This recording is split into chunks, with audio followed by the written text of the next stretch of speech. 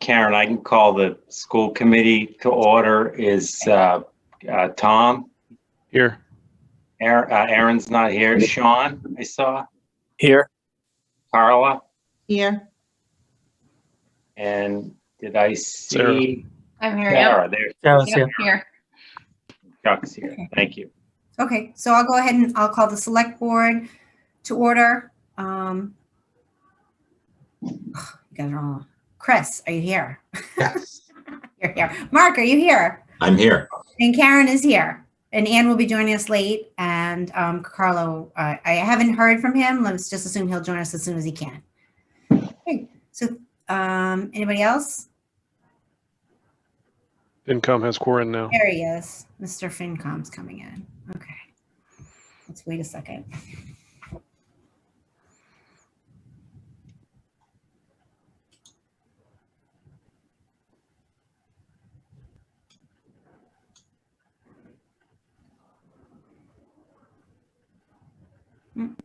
Did we lose Ed?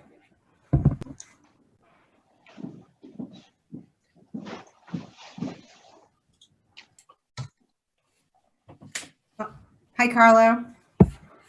Carol. Hello. I just got home, so I might go black in and out a little bit. Okay, should we wait for Ed to try again, or do you guys have somebody else who'd like to call the finance committee to order?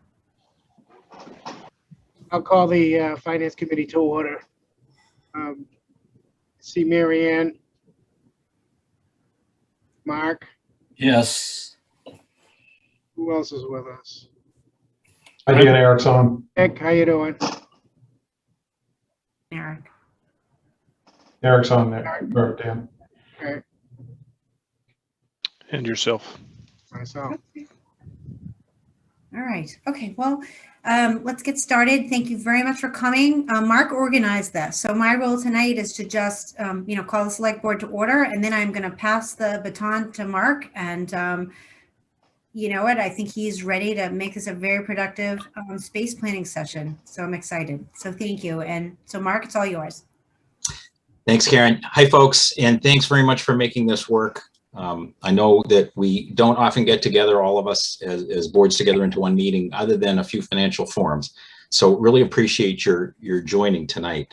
The reason for the meeting is we wanted to get together with all the boards and start doing some planning about building and land needs going forward.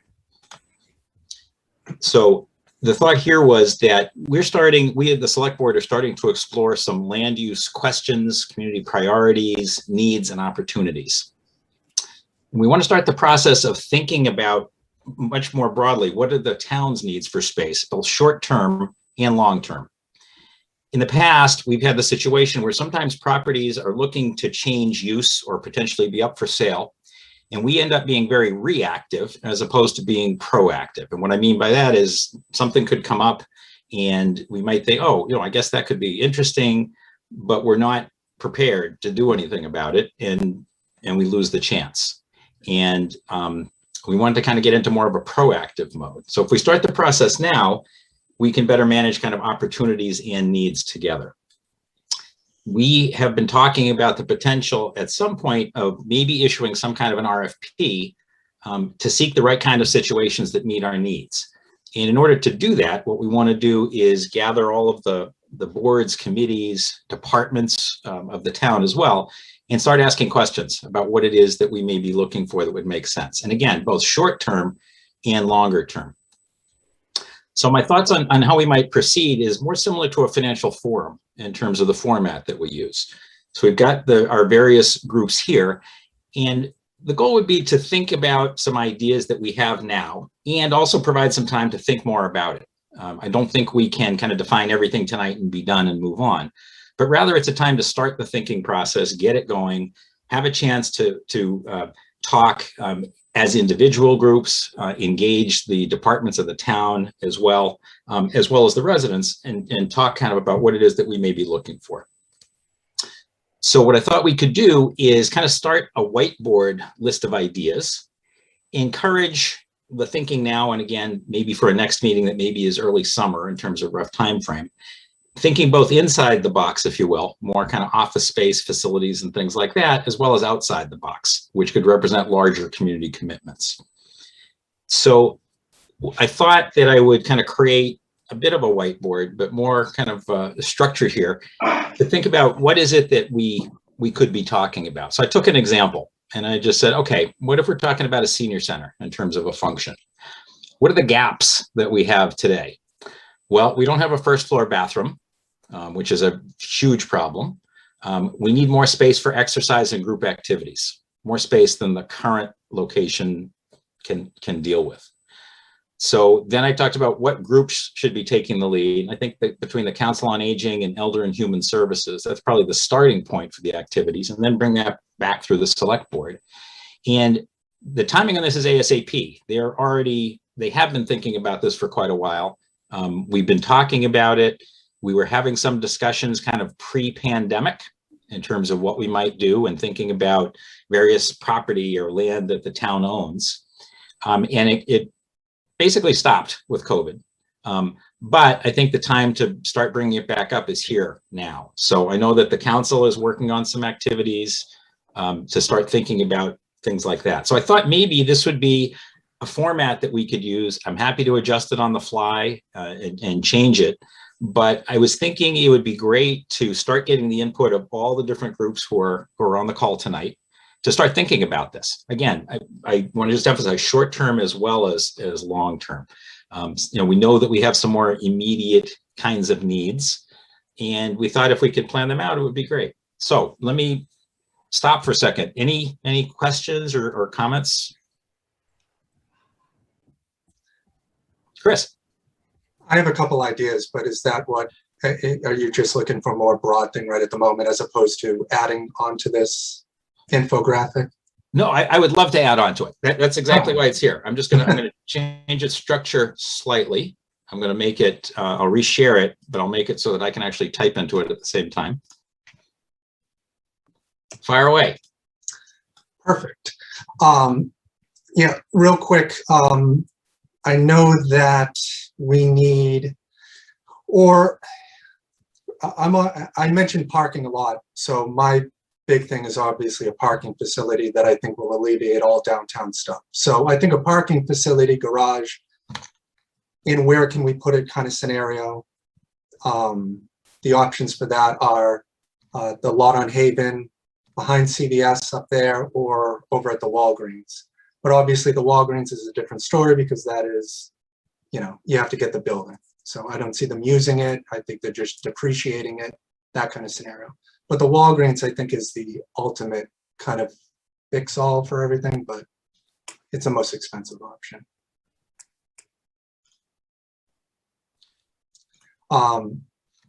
And then the two other ideas I had is the land across from the high school that we have, either we can use something with that or sell it kind of scenario. I know selling land doesn't seem like the greatest thing when we need more land, but if we're never going to use it, I don't see why we're holding on to it, especially with the way that the real estate market is right now.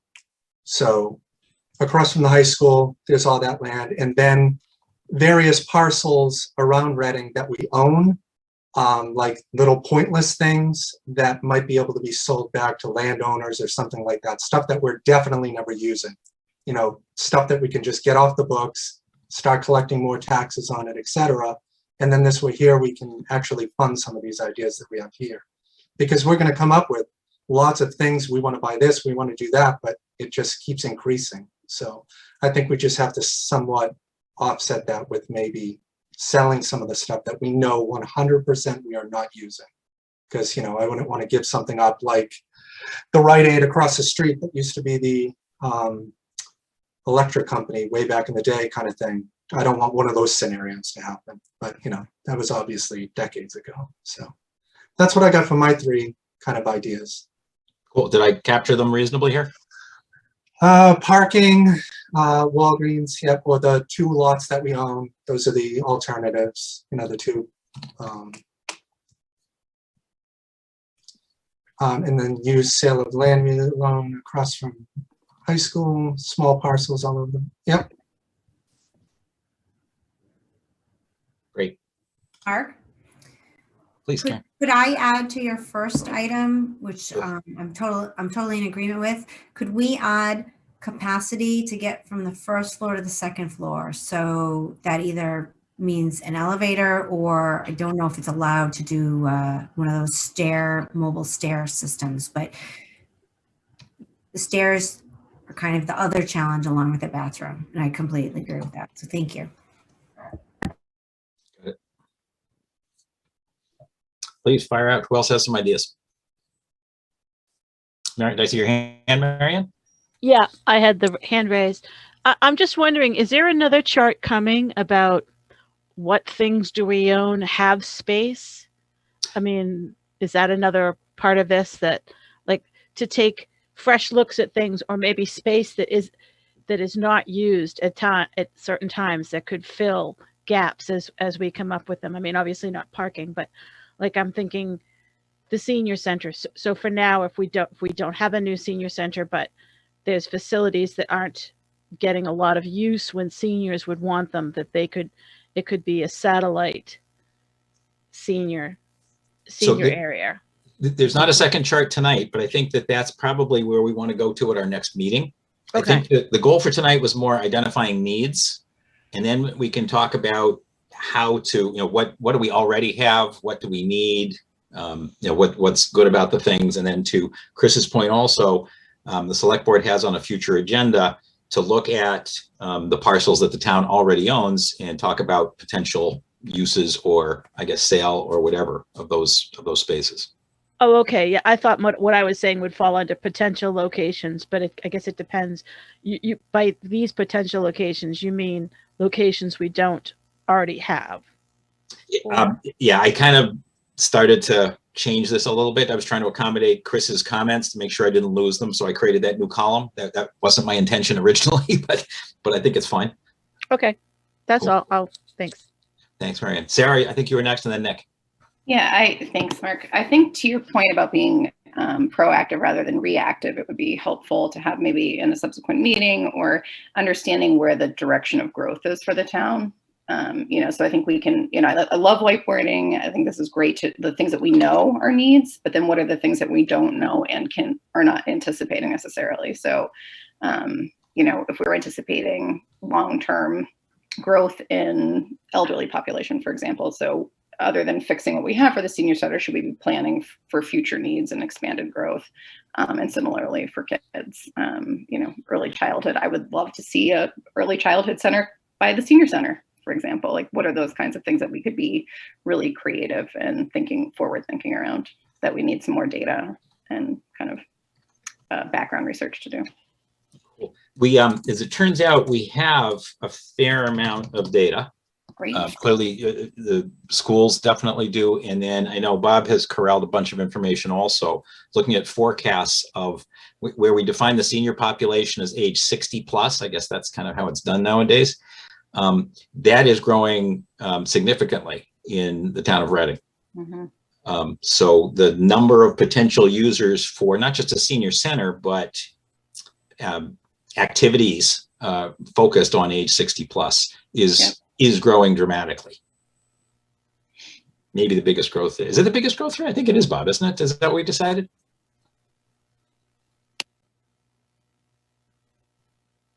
I think it's the dog population, never mind the senior. It was, I don't know, 3 years ago, Mark. Yeah. Okay. So, so that's an interesting one that you just brought up too, Karen, in terms of dog park. If in fact the dog population is growing and there aren't great things there. I mean, I think at this point, this is brainstorming. We should be putting up everything that. Where's Carlo? Is he on here? There he is. Yes. Let's unmute Carlo. Yep. Cool. Mark, are you using the raise hand? That you have some people with their hands raised in the participants list. Thank you. Yep. So Nick, I think you were next.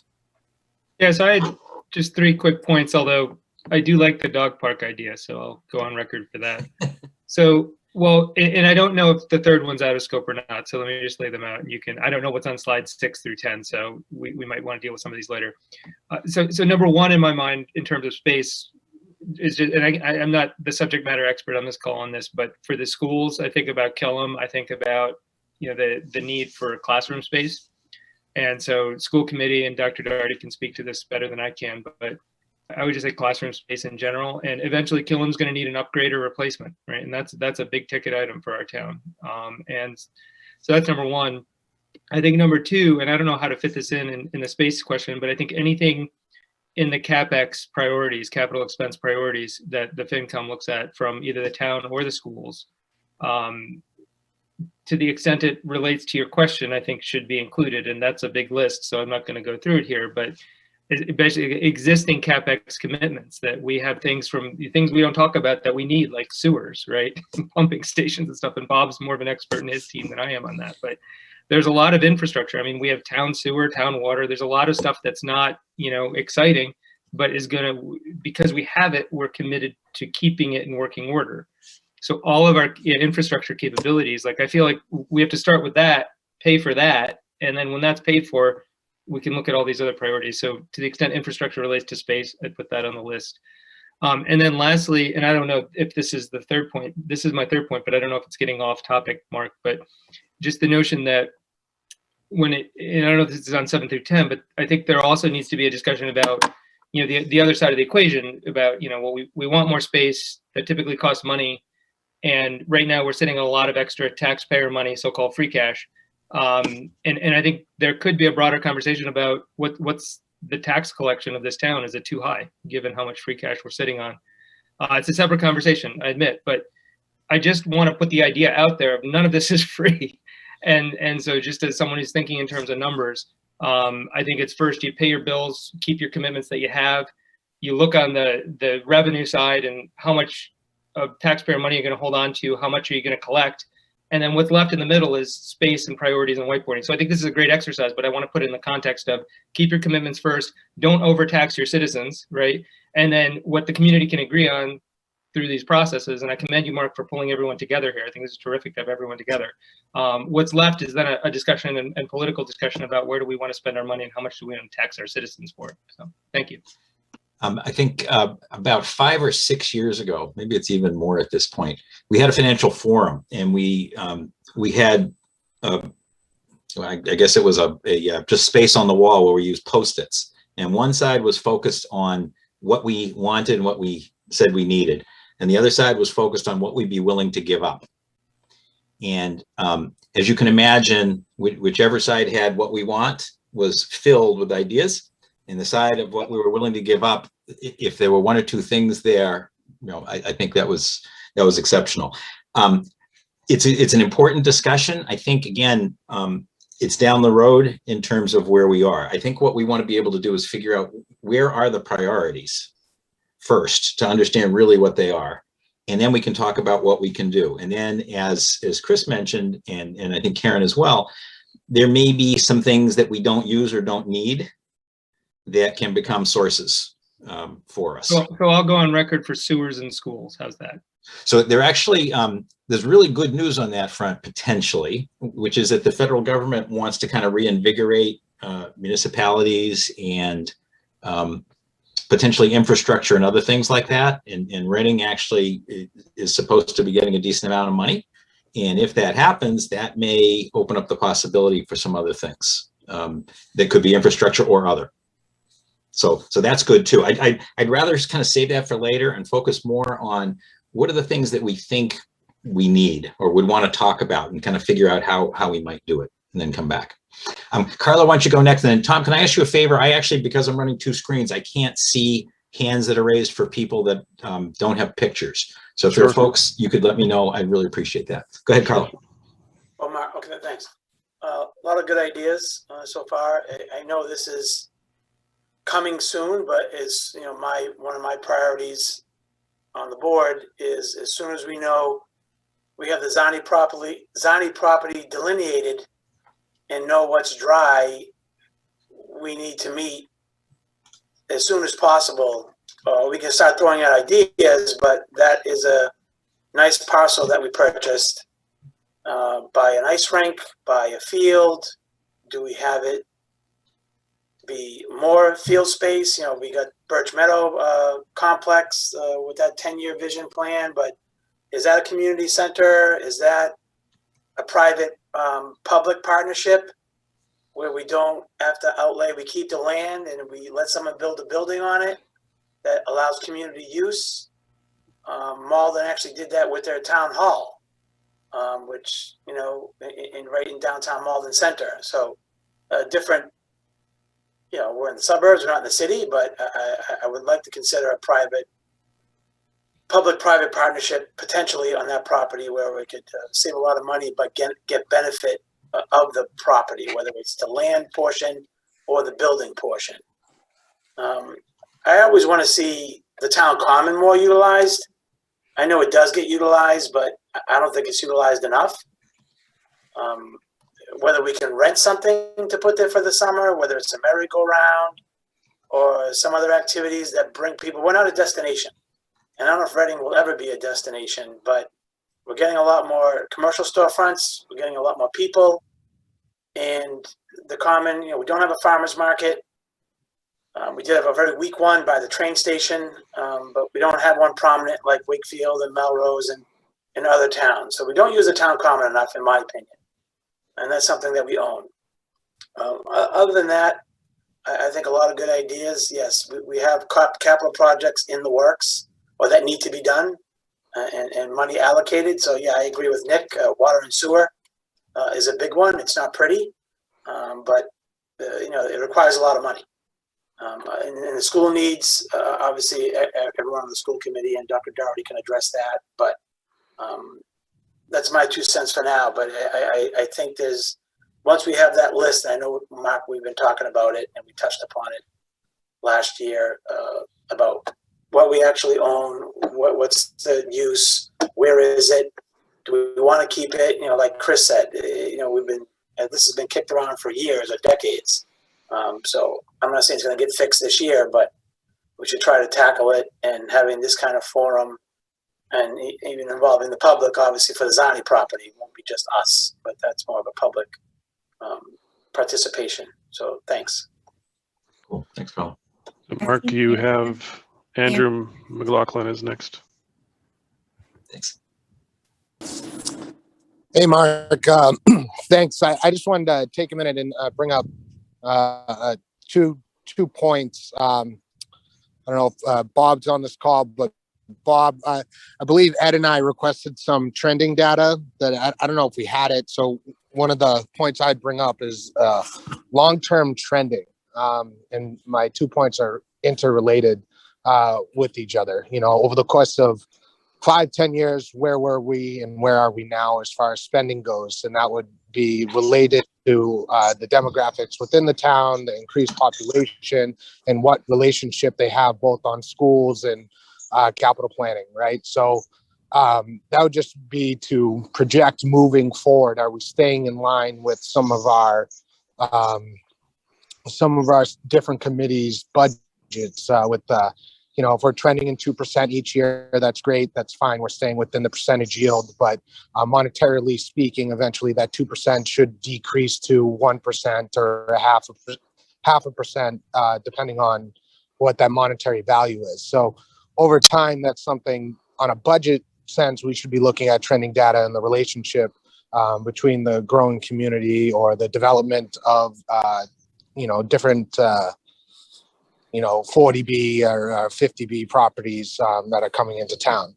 So second to that is I'm going to kind of hit on what Nick said, and also what Carlo brought up was I think the downtown is definitely underutilized. I would say the cost of living in Reading in comparison to its connecting towns being North Reading, Wilmington, Woburn, Stoneham, Wakefield. I could even include Melrose in that. You know, though those are our connecting towns, they're also much different from us because they have a lot more industrial and a lot more commercial space, which they receive income from, where Reading has a whole lot less. So things that we want to try and do is we want to try and make it a stop for the town. So that way we can bring in some more businesses into the town. And how do we do that? Andrew, let me direct you a little bit. So we are talking about specific functions and locations, and we're whiteboarding this. So Yep. just pull you back in a little bit so we can get everybody a chance to talk. So do you have a specific item you want Mark to add to this list? No, I was just kind of asking if that trending data that Mark kind of brought up related to income versus expenses. Okay, now this is for space planning. So, I mean, you raise a great point, but I think we just want to stay on focus here.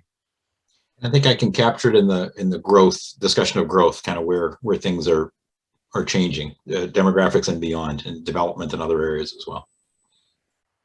Tom, I see your hand. Yeah, my hand is up. So I'm just going to build a little bit out. If you go up a page to the education one that was there, just to put some more teeth into that one. Since we haven't, I mean, we had a discussion as a committee a couple weeks ago on the topic you may have seen, and I'm sure Dr. Doherty is prepared to present on it if we needed to. But we have basically that classroom space is basically two things. It's program space for our special education needs. We've had a growth of about 21 or so classes between kindergarten and special education of usage over the last 10 years or so. So that's one. And then the other one would be early childhood, which is the one 2 steps above that. There's a projected growth potentially there of another 65 or so students, if I remember right, John. Maybe you have the exact number. Yeah, that's correct, Tom. So that's another 5 classrooms, give or take, if 4 to 5 classrooms that would be necessary there. Whether that means we need another building or whether that means we potentially reposition and reuse the central office space at the high school or whatever else that may mean. If we do the latter, then potentially we need additional space for central office, in another location. So depending on how we address the early childhood center, this portion wasn't something we discussed as a school committee, but if we address the early childhood center by leveraging the central office space, and then we would need central office space to replace that potentially from a school perspective. So we can go one, the other. We can build a whole new building, which is what we talked about potentially from a Birch Meadow addition perspective. But if we have other space that we maybe already are looking at or that's available that would prevent us or stop us from spending the additional 24 million to do the Birch Meadow addition, then that might be a wise use of money. So just putting that out there as a possibility. Great. Thanks, Tom. Mark? John. Mark? Please, John. Is this an appropriate time to give a short update, a very brief update of what we're doing right now with the space piece, or do you want me to wait until the brainstorming is over? I think it may be helpful to the discussion to do it now. So please. Okay. So as you probably know, for the last 2 years, we did an elementary enrollment study. GNAP Architects did that for us, as well as a master plan for our preschool and elementary space. We did we've actually done a few presentations, the last one being a couple of weeks ago, as Tom mentioned. And so what the school committee directed us to do as a result of that is to file a statement of interest with MSBA. All that does is get our name and the application in the MSBA pipeline. It doesn't mean anything more than that. At this point, MSBA would have to review it and would have to vote and approve it. If they vote and approve it, then what we would have to do at that point is we would have to go through some additional steps, which could lead for funding for a schematic design / feasibility study for Killam Elementary School. Because the growing enrollment side of town, according to this enrollment study, is on the Killam and Birch Meadow areas of town. And that Killam, in addition, as we know, is the only school that has not had any work done on it in terms of a renovation, it did make sense to submit, because we can only submit for one building at a time with MSBA. It made sense to put in an SOI, a statement of interest, for replacement of Killam. It doesn't mean that that's what we have to do, but we had to assign a building to the application. So we're in the process right now of doing that application. It does need to be approved by school committee and by select board and submitted no later than June 25th. So we've already talked to Bob about this. He's going to get us on a future agenda for the select board, and we'll also put it on a school committee agenda. Thanks, John. And thank you also. You had sent me a notification of that when I was still the chair, as in like 3 days ago. Yes. And I mentioned it at our meeting the other night. So we're on track with that one too. Thank you. Thank you. Can I recognize Ed and then come back to Nick? Is that all right? Thanks, Mark. Hey, so just a quick, kind of question as it relates to, and I think it's just on the heels of what Dr. Doherty said, I think is helpful. Have we had the same kind of engagement from Bob and staff? Like, again, I'm kind of coming out of this a little bit from kind of left field, because I haven't kind of had that type of kind of thought process around land use. But I would think, similar to Dr. Doherty around schools, that Bob and staff would have kind of a similar and be closer to it from a wish list perspective as far as kind of uses within the town. I don't know if is that going to be part of the process as far as kind of getting that? And I might have missed it because I joined a little bit late. So. Absolutely. And I think that the departments have a lot of input to bring, both themselves, but also as we start coming up with ideas and get more community input on ideas, they can help us a lot in kind of structuring them and thinking about, okay, if you're talking about X, this is what you're looking for. Senior Center being a good example of that one too. I mean, there's been lots of discussion of, why can't we just put a bathroom on the first floor? It sounds like a really straightforward thing. It's not. Yeah, I mean, because I would think then you start to get into okay, well, if we do X project here, then maybe then now you can do Y project in that same place. Like you could kind of repurpose land. And I think Carlo mentions kind of ball fields, and but that. When you look at that in the broader Birch Meadow discussion, like some of these things end up being a little bit intertwined. Like you might have field space at Simon's, but do you when you look at the overall footprint of what you need from kind of field space, yes, you need field space, but if you tackle that within Birch Meadow, then maybe you can repurpose land at Simon's, or different places. That I think that's where when you start to prioritize the list, then it is really around the prioritization, and then what you trade off as you cascade down. Yeah, exactly. And I think that, I hate to keep saying that those things are step two, but they are. I think step one really is what are the ideas, and then step two is saying, okay, what are the right ways that we can accommodate that? And there may be gives and takes that go on. Maybe there's space for one thing here, but not there. A former FINCOM member, Mark Mall, and I were just kind of throwing stuff around one day, and he said to me, he said, why doesn't the senior center get leased back as a restaurant, historic restaurant for downtown Reading, kind of swap that out for another location for the senior center?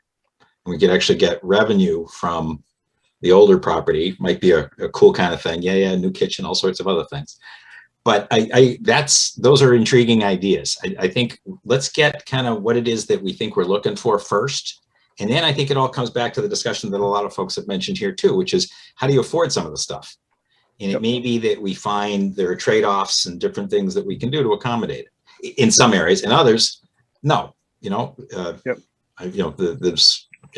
need for a new school building is, I'm sure going to be, absolutely dominant. I don't think we're going to trade off the anything for that. That's just going to happen, in my opinion. Hey, so and just since my hand's still raised and you haven't shut me down yet, and I'm sure Karen's gonna come and grab the hook in a second. But I do kind of echo what a few folks had said about kind of downtown and making it more of a kind of a destination. I think those are making kind of downtown more of that type of a draw, or there's something there that'll kind of keep the folks that we have in town to spend money in town and provide services in for the community. And I think that's it serves kind of multiple kind of masters in that sense. And to echo, I think it was either Karen or Carlo, dog park I think is I'm one of the I have one of the COVID dogs now myself, so I would echo that as well. Got it. Thank you. Nick. So a couple more things I thought of. More of a question for Bob and the select board, I guess, whether the DPW would want any space for whatever they may need for facilities. One idea, another idea for space was just the parking at the train depot. Pre-COVID, I used to find that after about 10 a.m. it was hard to find any parking there. So again, I don't know with the new apartments going in, and if we ever go back to working in offices, and I don't know how much that will happen in the next 2 years, but if we go back to the way things were, and that's a big if, maybe more parking for the trains. And the last thing was the land we bought, Zani property over by the Burbank ice rink that the town bought. One idea that I think we could talk about more is kind of some kind of a maybe like a multi-use facility there for the community that would have something for everybody of different ages, possibly having like some kind of a town-run sports camp facility, because Reading, sports are a big community priority within our town. Something where a lot of people would go to other towns, I find, in the off season to do training.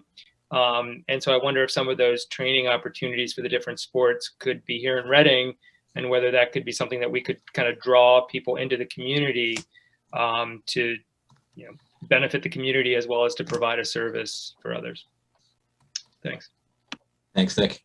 And so two things on that. One, I think I've heard a lot in terms of Zani property and potential. And as you mentioned, community center, which could be separate from senior, could be possibly together with senior, depending on how that might happen. But both is need. So I'm just going to bring that kind of right here under the senior center. I was more thinking of kind of outdoor activities or something like kind of like a walking trail that people could use, something that handicap accessible, something. You just think of like every type of experience people have in Reading at different ages and different stages of life, trying to use that property in ways that everybody could find something there. That was one of the things I liked about the library renovation, is if I felt that everybody in the community can use that library renovation in different ways for their benefit. And I really liked it for that reason. Thinking that way about, making a big investment in improving the property, but doing it in a way that's really targeted at all the different community groups that could use it.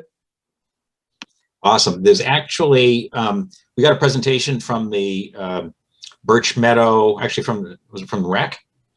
On Birch Meadow, the Birch Meadow complex and the vision for the Birch Meadow complex. And it envisions a lot of what you mentioned, and incorporating accessibility trails with fields, with restrooms, with turning it into a real back to this destination concept. Little League restrooms, please.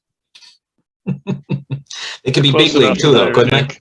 Yeah, they're in between the big league and little league field in the plan, Nick. So. I'll tell you how many times we had to do the emergency car trip home during a little league game. Yes, I think we all have indelible images from this. Chris. Thanks, Mark.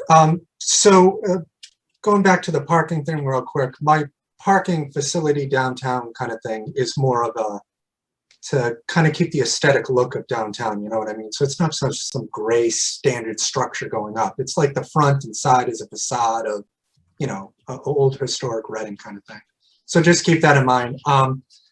The other thing with parking as well is the issue with it mainly is the employees. It's not the people coming here. So anything that we can come up with for nights and weekends is like optimal for us to do. So how Carlo had mentioned the farmers market, et cetera, that kind of stuff, anything on weekends, I think is going to be super easy to do compared to anything else. And that's the draw to people to come downtown. Obviously they have to have the parking thing. It just keeps circling back to that every time. So, and then one other idea is the cemetery, the layout of their main office that they have for that isn't really that optimal. So maybe relocating that to one of the other newer sites where they're doing more of the cemetery work and whatnot over there to cut down on the downtime between loading up every day and then going out and then coming back and putting it all away, something like that. So just relocating the office for that to a more optimal location. T-A-R-Y-T-E-R-Y. Always get it wrong. I'm going with A. Cool. Ed. Ed just never lowered his hand. Oh. Yep, sorry about that. I'll take it down. Sean, you'd raised your hand and lowered it a few times. Has your point already been raised, or do you want to raise it now? No, I'm in the midst of doing bedtimes with 3 kids, so there have been times when I could speak and times when I couldn't. This is a good one. Thanks, Tom. So just a couple things on the school side. You know, I think we talked about 2 things already so far. One is just the general classroom space. That's the most tangible for me. You know, the Killen project that we're starting to talk about is kind of the one there. On the early childhood education center, on the early childhood center piece, I think that's another one that's quite tangible or getting more tangible as the state takes up this session, universal pre-K. So, you know, that one probably should be elevated in terms of our focus on it. And then the third one is probably the least tangible for me, but when we talk about space and we talk about programmatic needs, particularly around special education, that's primarily about making sure that we have space for the programs that we already have in district. And I think there might be an opportunity for us to also think about whether there are additional programs we'd like to create to bring some of the current out of district placements we have back into town. Some of those programs might be better off with sort of dedicated space. And I don't say dedicated as in, you know, a classroom carved out of a building, but an actual separate facility. You know, I'm thinking of, you know, students with, you know, severe autism, for instance, could be an example there. So there might be sort of a third and probably less tangible version of the school space piece that we want to put on this whiteboard as well. And Sean, just to clarify, is it, it's classroom space, but we have a series of different functions we're talking about? Well, I mean, if you know, so we've got programs. So for instance, you know, I spoke with a parent whose student is severely autistic and they have to go to an out of district placement because we don't have sort of a sufficient program with a cohort that student can be part of here in town. You know, that's both suboptimal for the family that they have to go out of district, and it's typically more costly for us. And so if we wanted to think ahead, you know, 5-10 years, are there additional programs that we'd like to offer here in town where potentially we become a magnet for out of district placements from other towns? Then that might require us to think differently about the space that we have for the schools and not just about accommodating the things that we're able to offer today. Got it. Just to real quick on that, Mark, the reason that would work is if it's a completely separate program. If it's an integrated program, that wouldn't work. So as a separate program. Got it. So I probably should just create a new category here. Yeah, it is a new category. Okay. So I knew that was going to happen. Let's go back. Okay, let's save, and then I'll chop it. All right, I'll try again. Then you have Marianne and Karen as your next 2.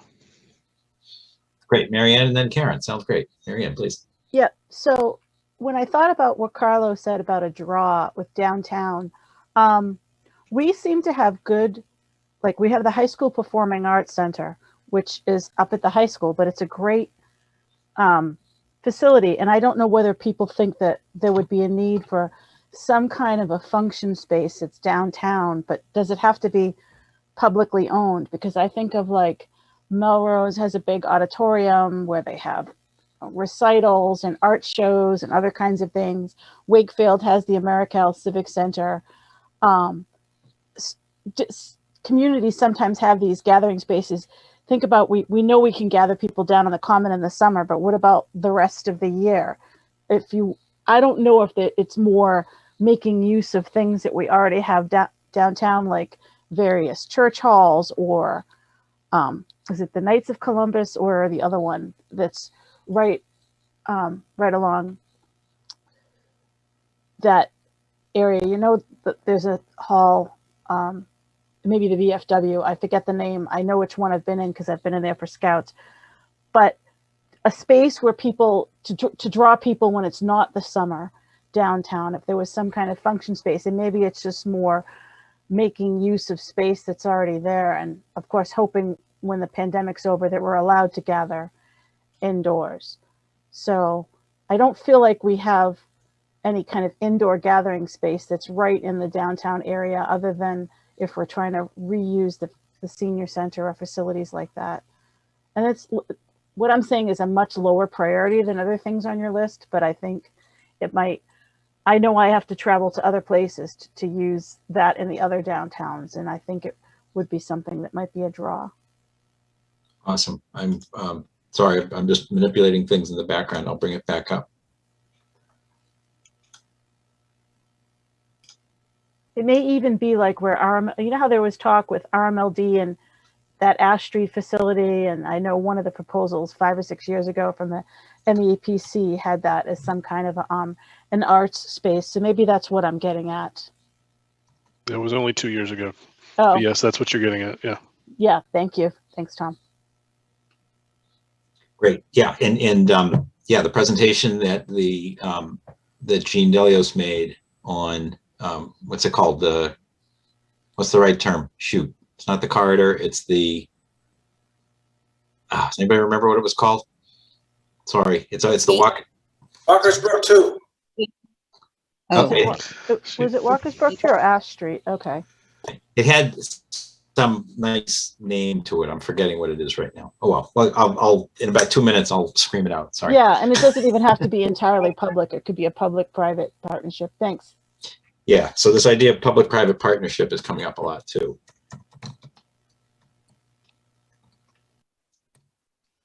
Great. Thanks, Karen.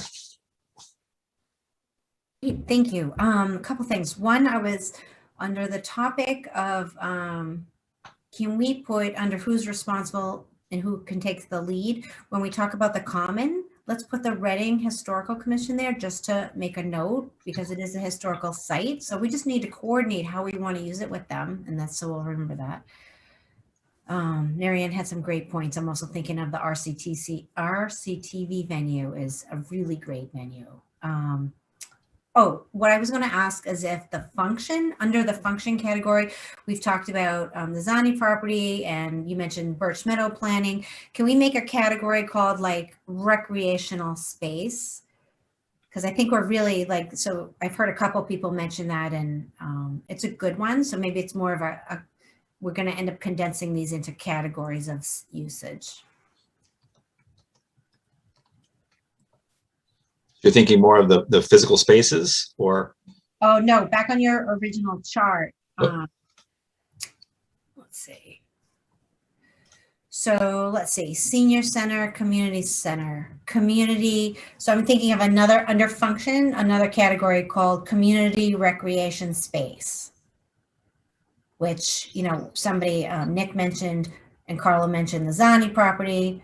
And we have the Birch Meadow opportunity as well. So it's really like a category of space that we need. Okay, let's just create a new one then. Thank you. That's what I was thinking. That might be helpful to have that kind of a higher level category.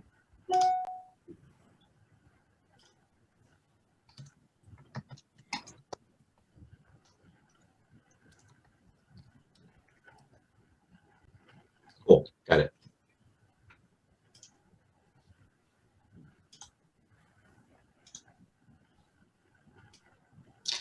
What else do we see kind of near term? Are there other near term needs that are cropping up? So I know we talked a little bit about potentially central office space, admin space.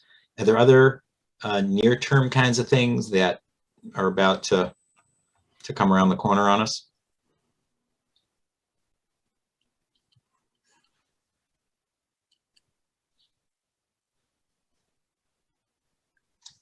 Okay, that one's quiet. I still think it's the parking, Mark, but I would echo I- parking. I would echo Yeah. parking. Parking is something that needs to be addressed sooner than later. That's just about as near term as we can get right now, Mark. Okay. Any other general thoughts here? Anything else we haven't talked about that we should? Mark, one thing I'll add, I don't know if it's necessarily a space thing per se, but if this infrastructure bill it passes in some form at the federal level, and we see all types of grants and opportunities for funding for things like infrastructure, but broadly defined as renewable energy and electric car charging and those sorts of things. We probably need to at least include some of those opportunities on this list so that we're prepared to discuss them and have a strategy in place should those funds become available.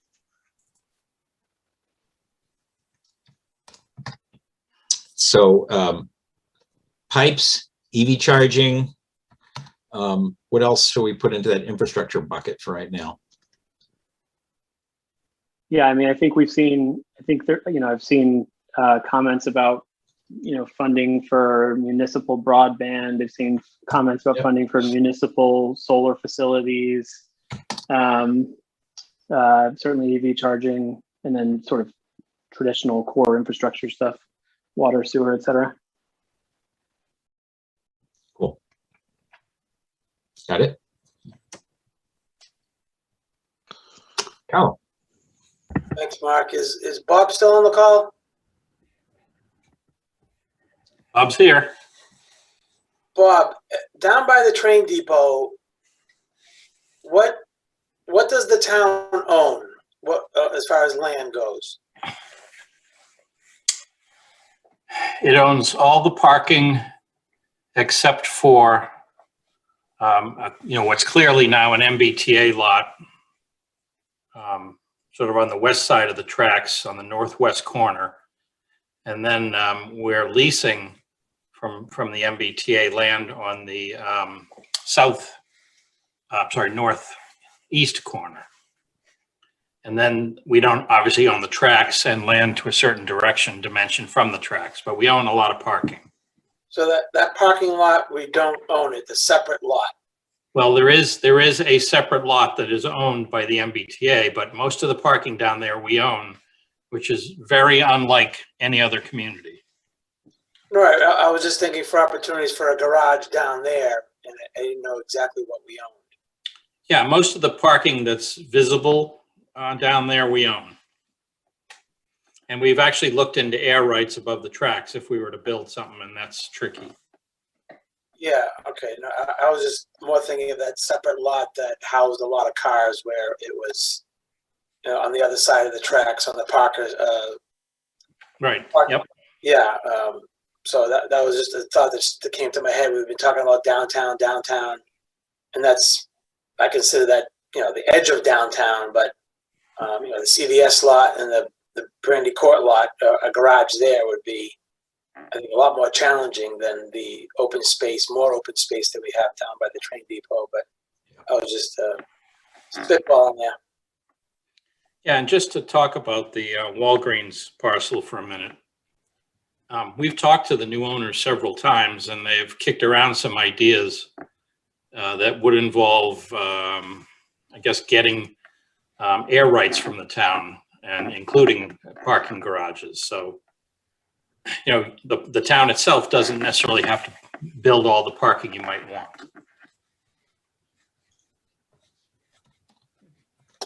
That would be ideal. Public-private to it. Public-private, yep, public-private. Aaron, do you have another comment, or is your hand just still up? Oh. Nope, no worries, no worries. Tom? Thanks, Mark. So Anne put in the comments, it's the Eastern Gateway is what you're talking about. Oh, thank you, the Eastern Gateway. So that's Anne. You give Anne the credit for that. Thank you, Anne. But speaking of that, I guess we haven't really talked about revenue producing opportunities. We're just talked about, expenses really. So that Eastern Gateway concept and really blowing that one out, getting more commercial tax base into the area that supports the rest of all we're talking about and continues to grow the commercial tax base really needs to be kind of even more of a forefront focus. So if it's the Eastern Gateway, if it's something else, that presentation was impressive. The way that they laid that out, the walkability of it, the use of the old RMLD building as part of that arts center as well as a central anchor point. If there's something else there that we can do, that does actually makes our downtown bigger. So it kind of makes a bit of a challenge in terms of centralizing some of the parking, but it may also address some of the parking issues. But not just spending money, but how are we going to get money coming in because of the space that we have available. So as we're thinking about that too, let's add the potential at Camp Curtis, where we know that the state is interested in us doing something there. And depending on the results of a study that comes back to see what actually is buildable, there might be an opportunity to utilize that space. If so, the DPW conceivably could move there, and that would open up probably the only large parcel of land left in the town, really large developable piece of land. So that's another part of this story also in terms of thinking about potential for that. Do we know, I guess a question as well, maybe Bob knows, maybe Mark, who owns the land over on Pearl Street that is a soccer field outside of the elder home with the dance studio? Who owns that soccer field right there? That building owns it, but the town has a long-term lease to use it. Okay, so if that land was developable, and we had a soccer field elsewhere instead going to the community recreation space, we would have no ability to develop it. That's the owner of that building that would be developing. Right. Okay. I know that in probably, Bob, I'm just thinking when Gene and Aaron next come to the board, they tend to go through kind of all of the kind of what's going on in town. It's on the website, but they tend to go through, they have a nice way to present it, to talk about all of the potentially developable land in town and kind of what's going on. And clearly I think the biggest opportunity we've talked about is the Eastern Gateway in terms of what could happen. We did have a discussion about the area by on Walker's Brook, kind of connecting Walker's Brook to the lake on one side and to the downtown on the other, which would be great also in terms of expanding the downtown and access to it. So that's an interesting opportunity. But again, that's, it's probably looking for a lot of grants and trying to find some ways to finance some of the things those folks were talking about. Any other comments at this point? Any other thoughts?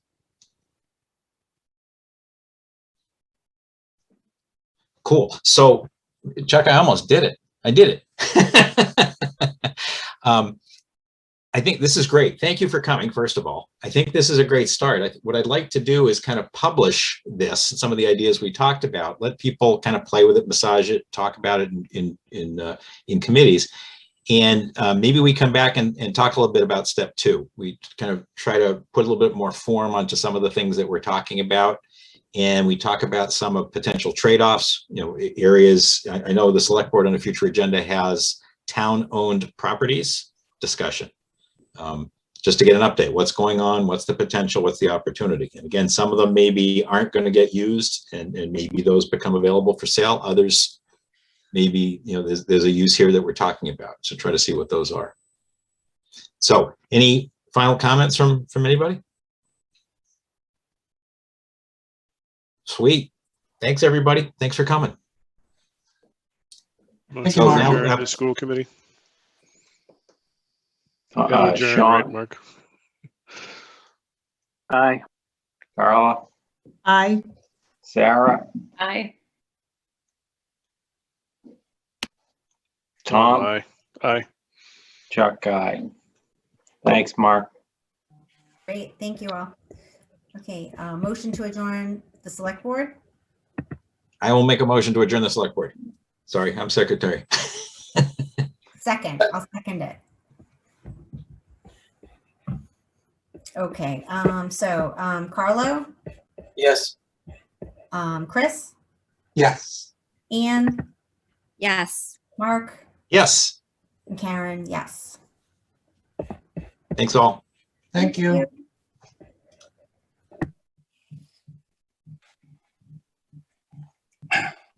Motion to adjourn FinCom. Nope, we don't want to do that. FinCom has business. Sorry. That's no worries. Attaboy, Dan, attaboy. I love the optimism.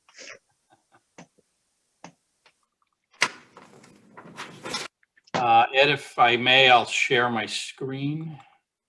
Good, thanks, Bob.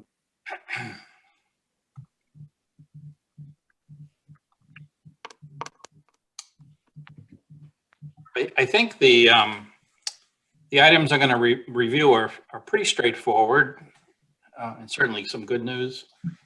I will get to one of the articles that Town Council and I have batted back and forth all week with trying to figure out the motion. But starting with Article 5, as I believe I sent to you, the Public Employee Committee, which is 15 plus unions, school, town, and light department, plus 10% of the vote belongs to retirees. So there's a retiree rep sometimes too. We recently concluded negotiations on health insurance.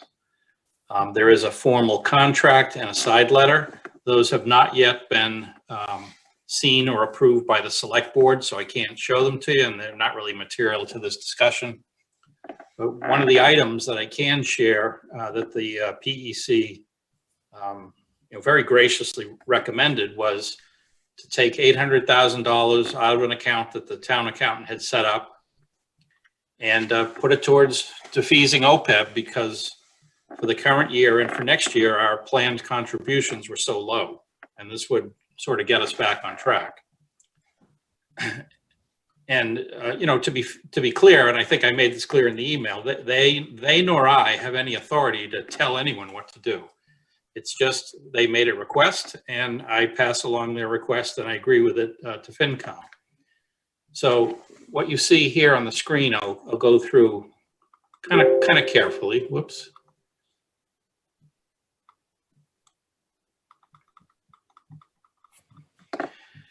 Is the change in Article 5 is to take $800,000 away from that line and to put $693,400 of that $800,000 towards the general fund OPEB allocation. And then the difference between that, just over $100,000, goes to a few places. $18,000 goes to the enterprise funds, $88,000 goes to RMLD. So that this, and here's the specific breakdown of the enterprise funds. So, those numbers are pretty simple to see. They hang together pretty well. Neither you nor town meeting has any authority over RMLD, so this is kind of just a note, if you will. You can see it's not up above in the budgets. It's just a note that, the intention of this is to transfer money to the RMLD OPEB trust, which then RMLD will decide. But that is the proposed use of this $800,000. So I think that is pretty straightforward in this article, but I'm going to jump down to Article 7.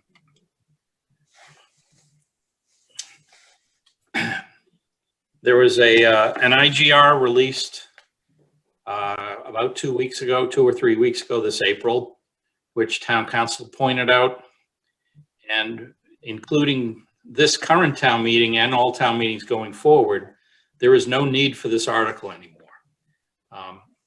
An allocation to a budget line for OPEB is considered sufficient. Town meeting does not have to technically authorize moving the money into a trust fund. The town accountant can do that. So I just want to start that, by prefacing this motion could be tabled, and all the intentions can still be executed. But it's kind of a last minute thing, and I didn't know if really would want to table it. So here's the motion. And town council was concerned that, you know, you have to always think, well, what if this article passes and then that one doesn't, and vice versa. So her first comment is, move to ratify that the vote taken under Article 5 to amend the budget by doing such and such actually happened. So if Article 5 passes the way I just outlined it, this is just then putting us on more solid ground that we're not doing something that wasn't done in Article 5. And then these figures here, you see the 693,400 was added to the allocation. I'm sure you'll remember the initial allocation from last June was 100,000. So this would then move the full 793,400 from the general fund. It's really important to use appropriate for the general fund, and it's become really important to use the term transfer for the enterprise funds, even though you're kind of doing the same thing. You're taking money from somewhere and putting it somewhere. And, you know, in similar fashion, the Water Enterprise Fund original budget was, I believe, 60,000. So we're adding 13.6 to it. There's the total, and so on and so forth. So that these would be the allocations to the 4 places, a general fund and 3 enterprise funds. So I'll stop there and answer any questions on you know, either or both of these articles. So Bob, quick question for me on, and then I'll get to Nick in a second. For 7, so we had an Article 7 before. I've completely blanked since St. Patrick's Day. So all the work that we did. So this is probably a question that I should already know the answer to. But all we're doing in 7 is just adding into what you just mentioned. We had the 100 and and everything else that was in there before. Yes, you did. And had this last minute change by the PEC not happened, these figures would be 100,000, 60,000, whatever the other 2 figures were. That, you know, and I like. So and we already went over those, or would we have had to revisit 7 anyways? Yeah, and town council and I, again, we went back and forth until about 4 o'clock today on this. This is different than what was sent out yesterday to town meeting. My preference for Article 7 would to show bold and cross out like we do for 5. So I'd rather show 100,000 here and then have that crossed out and say 793,400, so that everyone understands the stuff in the warrant report and the stuff that the finance committee had previously seen was $100,000, and so on and so forth for the other 3 numbers. Yep. So you have approved this article with lower figures, with the initial budget only figures. Gotcha. You have not approved it with these proposed changes from Article 5, if that helps. That definitely helps. And then one last other question, just as it relates to the offset and those allocations,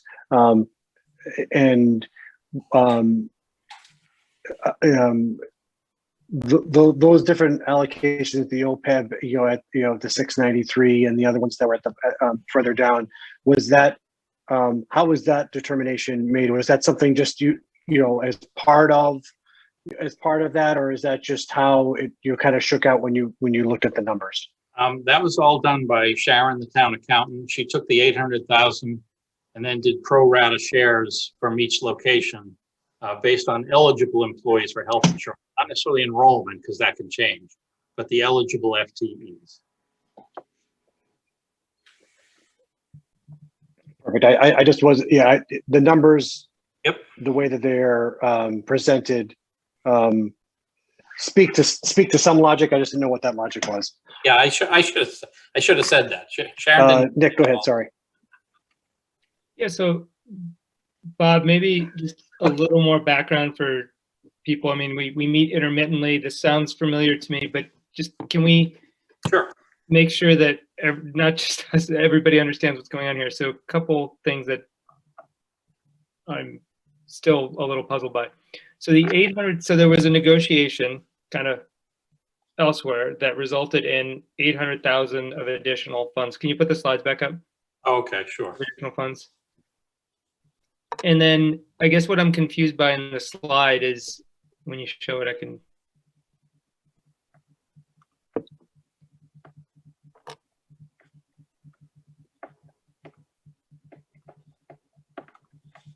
How's that? There you go. Thank you. So 800,000, and we're increasing our funding for OPEB, right? Well, that's the request, I guess I'll say, yes. That's right, yeah.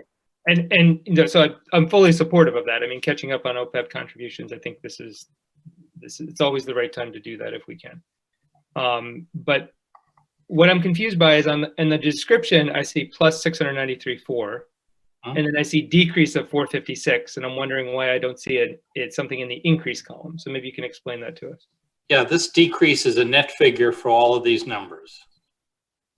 Okay. Plus 600,000, a plus 150, minus $1,000,003 from these two, and hopefully it adds up to, you know, a 456.6 decrease. Okay, so that's the net, and then that relationship. But then I see the subtotal is adjusted as the same number, but there's a 40,000 in the middle. So that. Yeah, these other numbers are unchanged. Okay, but it's still the subtotal remains the same, even though well, on decrease this column they do, because nothing changed in the increase. But then in the decrease, it does go up by 106.6. So it goes from 390 to 496. All right, thank you. Yeah, that's there. I'm sorry. And this doesn't balance anymore. There is now a $106,600 increase, if you will. Okay. Which you then, and then how did you arrive at this allocation, the second chart, these enterprise funds? How did you arrive at that? Again, Sharon did all this on a enrollee FTE basis. So you know, there's this many employees total that are eligible for health insurance between the town, the schools, and the light department. You know, this percent of them work at the light department. This percent are in the stormwater enterprise. It's based on personnel. It's based on personnel. That's all I yes. wanted. Yeah. Okay. Thank you. That answers my question. Thanks, Bob. Yep.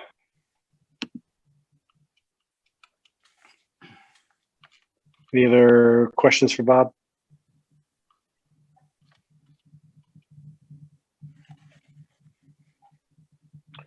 Cool. Yeah, thanks, Bob. That helped. I was kind of in the same camp as Nick. I saw it, read it, and wasn't sure, you know, the math behind it. But thanks for, you know, again clarifying all that. So at this point, do we? Is this the same type of thing where if we now go to approve them, we got to do them line by line? I would say that all you need to do if you're willing or interested is sort of, I don't know if you really need to move to reconsider, but revote Article 5 as presented, as amended. Okay. And then revote Article 7 as amended, because you've already voted once and it's in the warrant report. Gotcha. And then okay. On the floor of town meeting, Ed, you would stand up and say, you know, we at a meeting on April 22nd, the Finance Committee received new information and voted such and such. That makes sense? Yeah, everything else was great except for the me standing up part. Outside of that, everything else was good. But no, I get it. Yeah, and I can do this.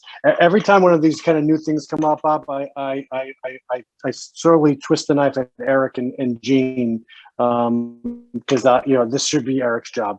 This is where you know, all the glory. I'm not getting a lot of the glory. I'm getting a lot of the work. Well, if you can't make it, then cool. All right, so then apply us for point a second.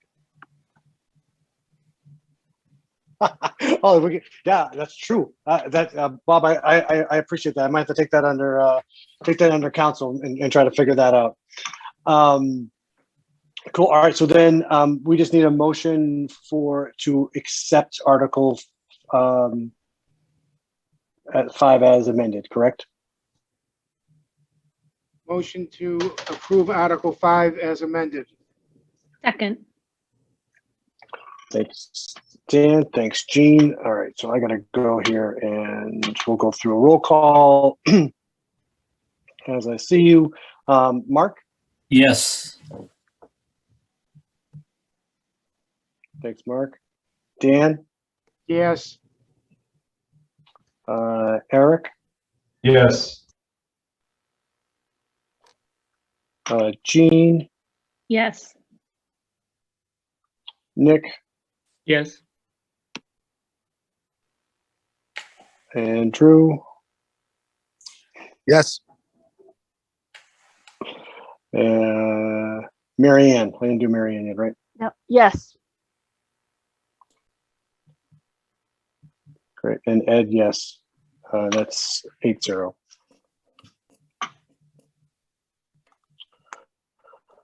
All right, and then we need a motion for Article 7 as amended, correct?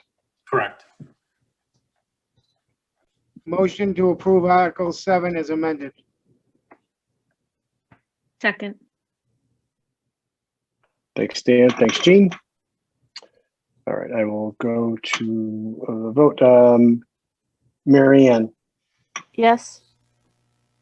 Thank you, Bob. That makes it much easier for me.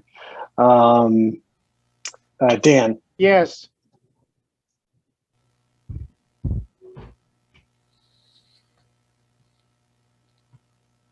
Nick. Yes. Thanks. Mark. Yes. Jean. Yes. Eric. Yes. Andrew. Yes. Ed, yes. 8-0. Okay, thank you. I think your only other business is minutes. All right. I did, so Jackie sent out the minutes about a week ago. Did any? I didn't have any questions. They looked complete from my perspective.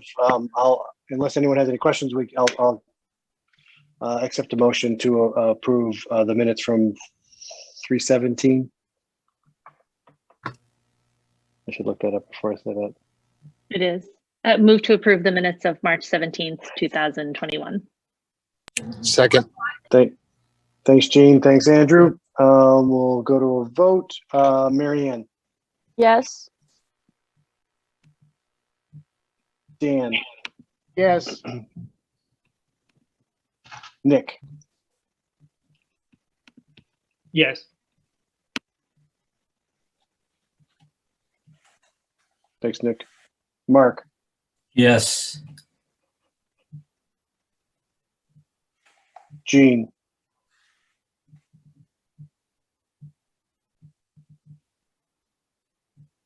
Sorry, Jean. Yes. Eric. Yes. Andrew. Yes. And Ed, yes, that's 8-0 on the minutes. Sorry about that, folks. I'm enjoying April vacation up in snowy Vermont. So apologies for the delay on the internet. I'm doing this. I'm taking advantage of Zoom. We're doing this remotely. Why not? I don't have to be in Reading to do this business. Sounds good. So again, I don't think we have any other business. We can take a motion to adjourn. So Dan, let's go back to Dan because Dan tried to do this 25 minutes ago. I'll give him the honors. Motion to adjourn. Yes. Second. Thanks, Mary Ann. We'll go to a vote. Mary Ann. Yes. Dan. Yes. Nick. Yes. Mark. Yes. Jean. Yes. Eric. Yes.